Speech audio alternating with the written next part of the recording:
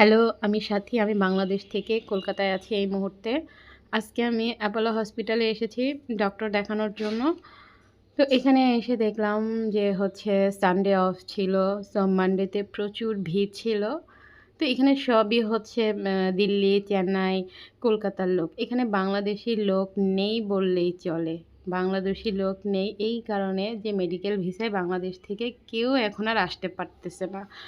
April থেকে medical ভিসার নতুন নিয়ম করছে আয়ুষ।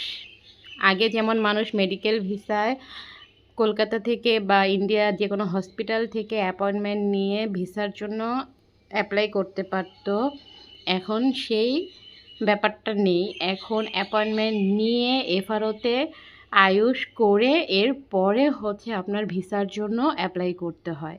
আর এই আয়ুষের ব্যাপারটা এখনও বাংলাদেশে কেউই জানে না কিভাবে করতে হয়।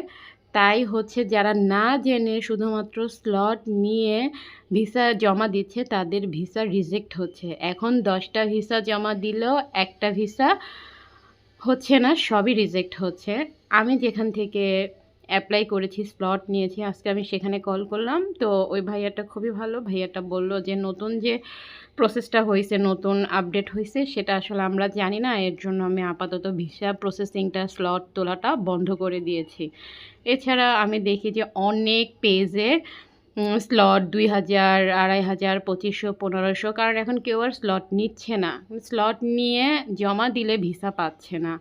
তো আপনারা যারা এফআরও আয়ুষের হেল্প চাচ্ছেন বা হেল্প দরকার, যারা মেডিকেল ভিসায় ইন্ডিয়াতে আসতে চাচ্ছেন, যাদের খুবই প্রয়োজন, তারা আমার সাথে কন্ট্যাক্ট করতে পারেন। মেডিকেল ভিসার জন্য এফআরও আয়ুষের ব্যাপারটা আমি আপনাদেরকে করে দিব। আমি বর্তমানে কলকাতাতে আছি। যাদের হেল্প দরকার শুধুমাত্র তারা আমার সাথে কন্ট্যাক্ট করতে পারেন। আমার চ্যানেলটিকে সাবস্ক্রাইব করতে পারেন। আর আমার ভিডিওটি ভালো লাগলে শেয়ার করে দিবেন। ধন্যবাদ সবাইকে।